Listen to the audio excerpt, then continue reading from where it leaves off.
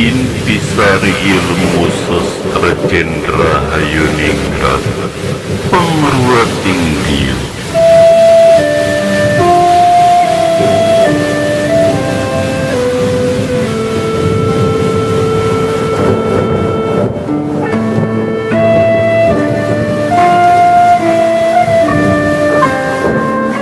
Dahulu kala, saat raksasa atau segala hewan seisi hutan mengetahui arti dari sastra Cendra, mereka akan terbebas dari segala petaka, sempurna kematiannya.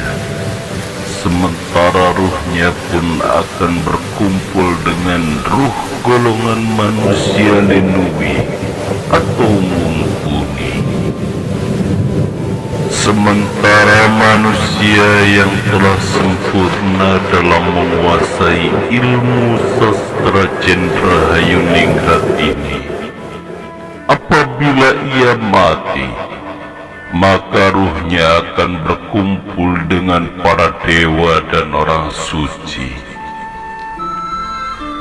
Ilmu sastra Cendra Hayuningrat disebut juga dengan sastra Ceto, suatu hal yang mengandung kebenaran, keluhuran, dan keagungan akan kesempurnaan penilaian terhadap hal-hal yang belum nyata bagi manusia biasa. Karena itu, ilmu sastra Cendra ini disebut pula sebagai ilmu atau pengetahuan tentang rahasia seluruh alam semesta beserta perkembangannya. Jadi, tugas dari ilmu sastra Cendra Hayuningrat Pangruating Diu ini ialah sebagai jalan atau cara untuk bisa mencapai kesempurnaan hidup yang sejati. Ada beberapa hal yang juga harus dilakukan apabila seseorang ingin mencapai tataran hidup yang sempurna. Semuanya harus dilakukan dengan kerendahan hati dan penuh kesadaran, alias tanpa ada paksaan atau karena ajakan seseorang. Adapun di antara, yaitu yang pertama, tapaning jasad. Sikap ini berarti mengendalikan atau menghentikan daya gerak tubuh atau kegiatannya. Di sini seseorang seharusnya jangan merasa iri, dengki, sakit hati, atau menaruh dendam kepada siapapun. Segala sesuatu itu, baik ataupun buruk, harus bisa diterima dengan kesungguhan hati dan sikap yang ikhlas. Yang kedua, tapaning hawa nafsu. Sikap ini berarti mengendalikan hawa nafsu atau sifat angkara murka yang ada di dalam diri pribadi. Pada tahap ini, seseorang itu hendaknya selalu bersikap sabar, ikhlas, murah hati, berperasaan mendalam atau tenggang rasa, suka memberi maaf kepada siapapun, juga taat kepada Tuhan Yang Maha Esa. Selain itu, ia juga sudah bisa memperhatikan perasaan secara sungguh-sungguh dan berusaha sekuat tenaga ke arah ketenangan atau menang, yang berarti tidak dapat diombang-ambingkan oleh siapapun atau apapun juga, serta berada dalam kewaspadaan. Yang ketiga, tapaning budi. Sikap ini berarti selalu mengingkari perbuatan yang hina, tercela, dan segala hal yang bersifat tidak jujur atau munafik. Pada tahap ini, seseorang itu harusnya sudah berbudi pekerti yang luhur, memiliki sopan santun, sikap rendah hati dan tidak sombong, tidak pamer dan pamrih, serta selalu berusaha untuk bisa berbuat baik kepada siapapun.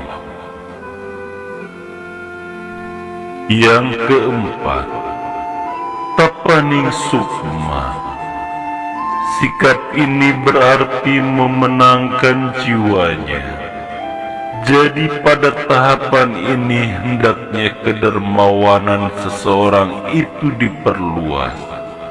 Pemberian sesuatu kepada siapapun juga harus berdasarkan keikhlasan hati, seakan-akan sebagai persembahan khusus, sehingga tidak mengakibatkan kerugian bagi siapapun. Singkat kata, ia tidak lagi pernah menyinggung perasaan orang lain. Yang kelima, tapaning cahyo. Sikap ini berarti seseorang itu selalu eling lan waspodo, ingat dan waspada, serta mempunyai daya meramal atau memprediksikan sesuatu secara tepat. Jangan sampai kabur atau mabuk, karena keadaan cemerlanglah yang dapat mengakibatkan penglihatan yang serba samar, tidak jelas, dan saru, tidak baik, tidak sopan, tidak tepat, atau tercela. Menjadi jelas, lagi pula setiap kegiatannya harus selalu ditujukan untuk kebahagiaan dan keselamatan umum, jauh dari urusan materi duniawi. Tapaning gesang. Sikap ini berarti selalu berusaha sekuat tenaga dan hati-hati untuk bisa menuju pada kesempurnaan hidup. Hal ini bisa terjadi ketika seseorang sudah melalui kelima jenis tapa sebelumnya, dan ketaatan kepada Tuhan Yang Maha Esa di sini adalah yang paling utama, mengingat hanya dari Tuhanlah kebenaran yang mutlak itu berasal. Yang ketujuh, tapaning sampurna. Sikap ini berarti menyempurnakan seluruh aspek yang berada dalam diri manusia itu sendiri. Sempurna dalam artian mempergunakan sebagaimana mestinya, sebagaimana tuntunan dan tuntutan manusia untuk menjadi pemimpin di muka bumi, yang derajatnya lebih dimuliakan oleh Tuhan Yang Maha Esa. Bagian-bagian dalam diri itu sepertinya hal panca indera, mesti diarahkan ke dalam perbuatan yang direstui oleh Tuhan Yang Maha Esa.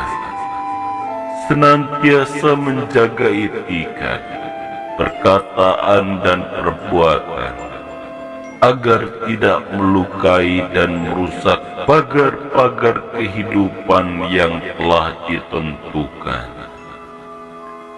Dengan demikian, seseorang akan sempurna menjadi insan yang sejati dalam restu dan ridho Tuhan yang Maha Esa. Sifat raksasa dan riseksi dalam dirinya akan lenyap, seperti iri, dengki, amarah, serakah, hasut, takabur, sombong, dan sifat-sifat buruk lainnya.